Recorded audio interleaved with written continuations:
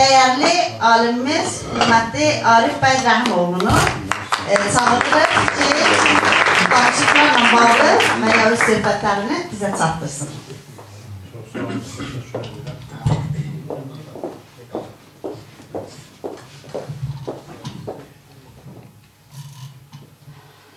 Çox sağ olun, Allah razı olsun. Birinci növbədə mən istərdim ki, bu seminarı təşkil edənlərə öz təşəkkürümü bildirim. Gerçəkdən də bizim bu tipli seminarlara böyük ehtiyacımız. Əgər indi o iştirak edən dostlarımızın yadındarsa, bir dəfə söhbət edəndə Amir bəylə razılaşdıq ki, bir seminar başladacaq, Amir bəy aparacaq. Çox təəssüflər ki, Amir bəy hərəkət eləmək istəmədi. Amma min şükür ki, indi başladınız. İndi başladınız, daha doğrusu belə bir şeyin başlanması şəxsən mənim üçün çox gözəldir. İstənilən səviyyədə bu tipli məclislərdə iştirak etmək hamımızın borcudur, şübhəsiz. Bu cür məclislər bizim həm məlumatımızı artıracaq, həm də oturub danışıb nələrsə aydınlaşdıracaq. Bayaqdan dinləyirəm, çox gözəl söhbətlər oldu, amma icazənizlə mən tənqidlə başlayayım. Bugün aprelin 28-idir. Aprelin 28-i Azərbaycanın qara günüdür. Azərbaycanın müstəqil dövlətin işğal olunduğu gündür.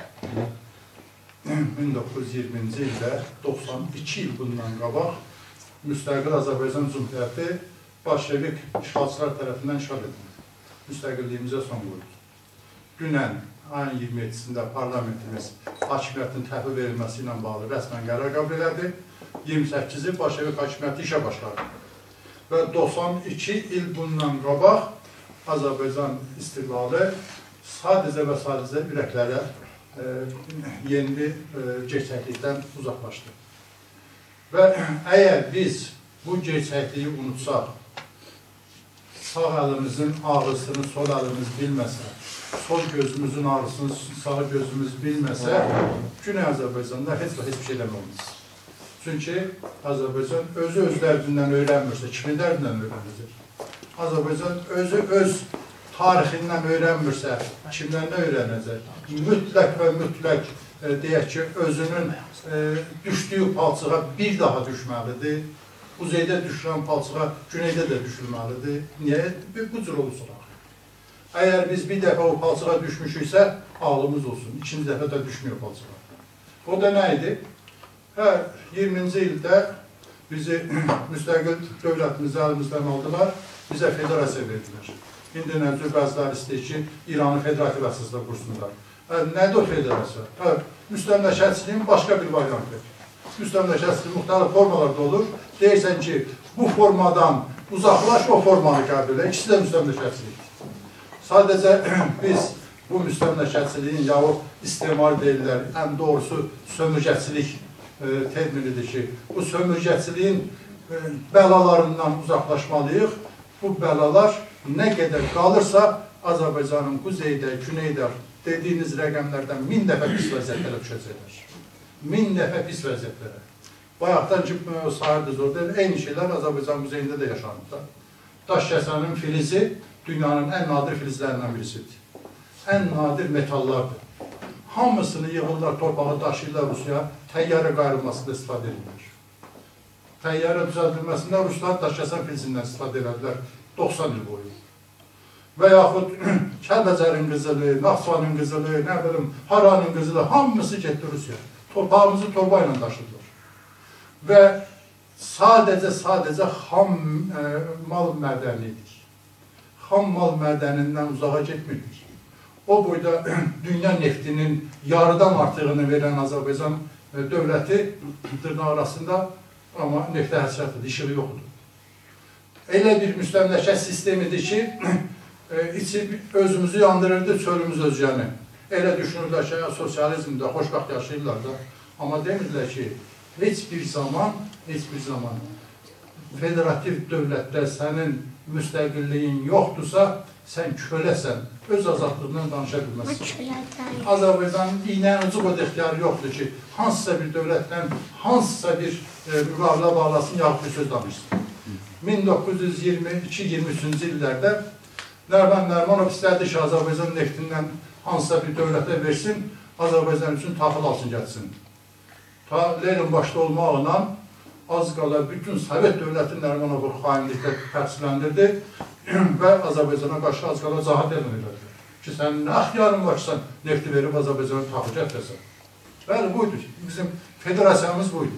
Güya İran Federasiyası yarananda bundan artıq olacaq. Valla bundan da pis olacaq. Bundan da pis olacaq. Çünki federasiya dövlət deyil. Oyuncaqdır, bir kukladır, bir qolçaqdır. Qururlar sadəcə bir sus payı vermək üçün. Yəni, öz dilində danış, yetər. Öz dilində mətləbin olsun, yetər. Bundan artıq bir şey eləmək istəmirlər. Amma ixtiyarat səndə deyil. İxtiyarat mərkəzdədir, hakimdədir. Nə qədər ki, o hakimin cavabını verib, özün hakimə çevrilməmsən, ayaq altında tapdırılmazsan. Bunun başqa yolu yoxdur. Və eyni zamanda, nə qədər ki, özün öz dərdinə sahib çıxıb, geçəyə bilməsən, yanılassan. İndicə söhbətlərdən gördünüz, bizim dostlarımız qorxur ki, birdən bu tədbirə görə bu tədbiri keçirənləri solsuzluqda tərsinləndirərlər. Və bu tədbiri bir yenilik kimi qoyulub ortalığa, eyni zamanda qorxuruq. Amma bunun nə bir yeniliyi var, nə də bir qorxulan tərəfi var. Niyə? Çünki tariximiz bunun üstündə qurulub. Məhəmməd Əmin Rəsulzadənin Milli Məsələdə Sosial Şüarlar bu əsərini oxuyun. Çox gözəl bir əsərdir. Çox gözəl bir əsərdir. Məhəmməd Əmin Rəsulzadə yazır ki, heç bir milli məsələ sosial şüarsız ola bilməz. Milli məsələ sosial şüarsız ola bilməz. O yerdə ki, milli məsələ ortadadır və orada sosial şüar yoxdur, ondan milli məsələ çıxmaz. Ondan milli hərəkat çıxmaz. Sadəcə və sadəcə milli hərəkat o zaman gerçək bir milli hərəkat olur ki, cəmiyyətin bütün təbəqələrini qapsasın. O cümlədən də işçiləri də, qadınları da, öğrenciləri də, kim var hamısının cəmi milli hərəkat verir. Və Əmir bəyin dediyindən mən çox sevindim ki, çıxıblar eşiyə, amma türkcə şüa verirlər. Aya indiyə qədər güneydə o işçilərin tarixində türkcə şüalar vermək bir dərk kimi varıdırmı? İnanmıram ki olsun. Və biz qətiyyən solçuluğa qarşıcaq deyilik. Kimsə düşünürsə ki, millətçilik solçuluğa qarşıdır, yanılır. Sözdə çox ciddi şəkildə yanılır. Çünki biz o solçuluqdan ən ciddi dəyərlərdən birisi olan bərabərlik anlayışını götürmüşük. Təndaşlıq yaxud bərabərlik anlayışı. Biz çox isti baxırıq. Millətçi olaraq solçuluğa çox isti baxırıq. Sosial ədaləti tam şəkildə qəbul edirik. Bizim ona problemimiz yoxdur ki. Biz istənilən bir məsələdə, o cümlədən hətta millətçiliyin özündə ifratçılığa qarşıyıq. Solçuluqda ifratçılığa qarşıyıq, liberallıqda ifrata qarşıyıq, millətçilikdə ifrata qarşıyıq, dində ifrata qarşıyıq. Harada ifrat varsa biz ona qarşıyıq. Niyə? Çünki ifrat hər zaman insanları məhvə gətirir. Və bizim də xüsusən siyasi ideologiyalarda gördüyümüz iki fəlakətdən Azərbaycan güneyi mütləq ibrət dərs olmalıdır. Onun biri solçuluqdur. Ki, solçuluqdan ifrata getdilər, millətin bütün var dövlətin, sərvətin hamısını yığdılar verdilər Moskvaya. Mülkiyyəti ümumi elədilər, anamızı avlatdılar. Mülkiyyəti ümumi eyni zamanda eşkimlidir. Millətin mülkiyyəti dağılıb gedir, bir nəfər sahib çıxmır ona. Deyirlər, dövlətin malıdır, dövlətin malıdır, oğurlamayan pis adamdır, gərək oğurlayasın. Niyə? Çünki sahibi yoxdur. Və ümumi mülkiyyət adı ilə əzdilər, məhv elədilər bütün mülkiyyətimizi. İndi də yenə Azərbaycanın quzeyində başqa bir təcrübə yaşanır ki, Azərbaycanın güneyi ondan ibrət dərs almalıdır. O da nədir? Liberalizmdə ifrata varmaq.